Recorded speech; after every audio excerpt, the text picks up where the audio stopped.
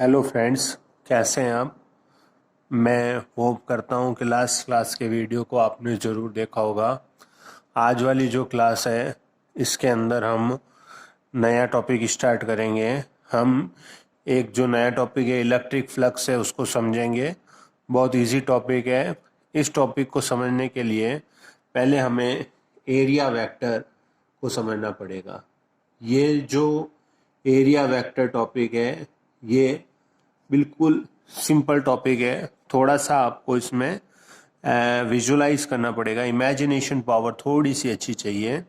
Area, जैसा कि हम सब जानते हैं, एरिया हमें निकालना आता है। जैसे मान लीजिए कोई स्क्वायर होता है जिसकी साइड ए हो तो उसका एरिया हम सब लोगों को पता है कि उसका एरिया जो है ए होता है।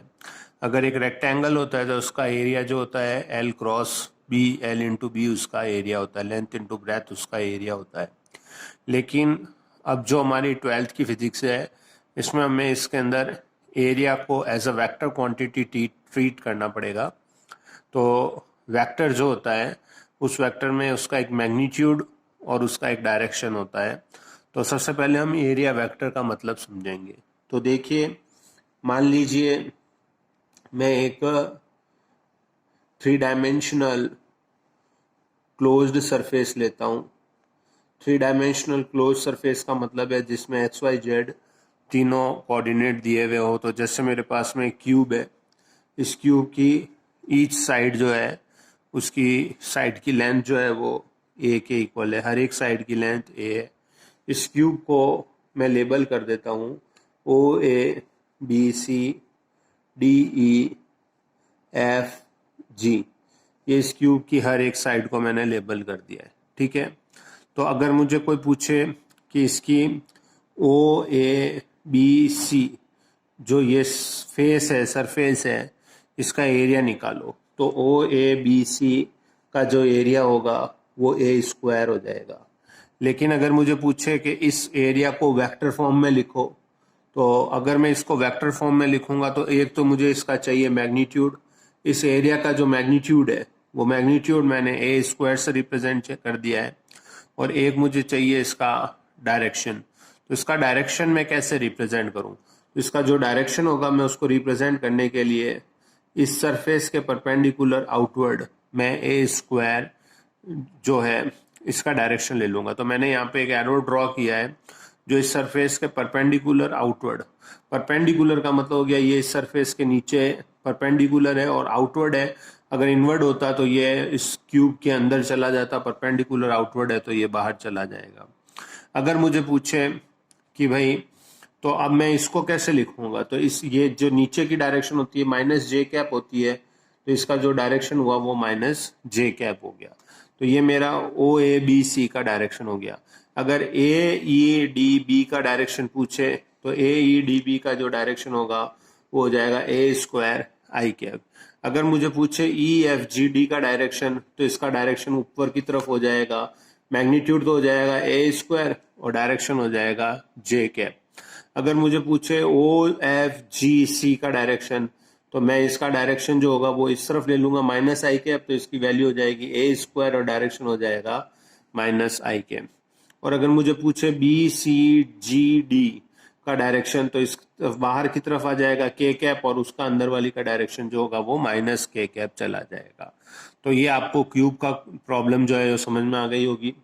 अगर मुझे पूछे कि एक सिलेंडर दे दे, ये मान लीजिए एक सिलेंडर है, इस सिलेंडर में मुझे कहे कि ये एक जो इसकी प्लेन सरफेस है, सर्कुलर प्लेन सरफेस है, इस प्लेन सरफेस का एरिया पूछे तो पाई आर स्क्वायर तो इसका एरिया हो जाएगा, और इसका डायरेक्शन सरफेस के परपेंडिकुलर आउटवर्ड होगा, यानी इसका जो डायरेक्शन होगा वो आई कैप हो जाएगा। इस सरफेस का अगर मुझे एरिया पूछे तो मैं पाई आर स्क्वायर इसका एरिया बता दूंगा, और इसका जो एरिया वेक्टर जो होगा उसका डायरेक्शन जो होगा वो माइनस आई कैप हो जाएगा, क्योंकि इस सरफेस के परपेंडिकुलर आउटवर्ड उसका एरिया हमको लेना है। अगर ऊपर देखा जाए तो जे कैप हो जाएगा, नीचे देखा जाए तो माइनस जे कैप इसका डायरेक्शन हो जाएगा, ठीक है ना। इसी तरह से अगर मेरे को एक स्फीयर दे दे, यहाँ पर दिखने के लिए आपको ये एक सर्कुलर सरफेस दिखाई दे रही है। इस स्फीयर का टोटल एरिया जो है वो ए है। कैपिटल ए का मतलब है इस सरफेस का टोटल सरफेस एरिया। अगर इसके ऊपर मुझे एक एलिमेंट दे दे, एलिमेंट मतलब एक बहुत ही छोटा टुकड़ा दे दे, ये एक छोटा सा टुकड़ा मैंने इस सरफेस पे दे दिया। ये 3 डायमेंशन में, इसलिए मैंने इसको सर्कुलर फॉर्म में बनाया। ये ऊपर और नीचे दोनों तरफ होगा, तो इसका जो एरिया वेक्टर होगा वो आउटवर्ड हो जाएगा, तो ये DA वेक्टर कहलाएगा। अगर इस जगह पे एरिया वेक्टर पूछे तो वो आउटवर्ड हो जाएगा, DA इस डायरेक्शन में आ जाएगा। ऊपर पूछे तो इसका एरिया वेक्टर जो होगा वो अपवर्ड और परपेंडिकुलर आउटवर्ड हो जाएगा। यहाँ पूछेंगे तो एरिया वेक्टर जो होगा वो इस सरफेस के परपेंडिकुलर आउटवर्ड हो जाएगा। तो इसका मतलब एरिया एक वेक्टर क्वांटिटी है और इसका जो एरिया होगा वो परपेंडिकुलर आउटवर्ड होगा। अब आपको एक छोटा सा क्वेश्चन बता देता हूं। अगर मुझे पूछे कि ये एक सरफेस है, इसके ऊपर एक क्यूब के जैसा कोई सरफेस था, अगर मुझे पूछे इसका एरिया वेक्टर बताओ, तो मैं इसका एरिया वेक्टर जो होगा वो नीचे की तरफ बताऊंगा, DA।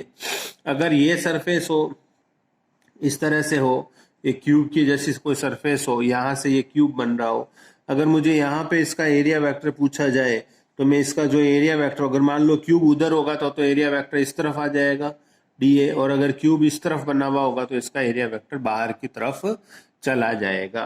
तो ये आपका हो गया एरिया वेक्टर। तो आई थिंक आपको एरिया वेक्टर का जो टॉपिक है वो अच्छे से समझ में आया होगा।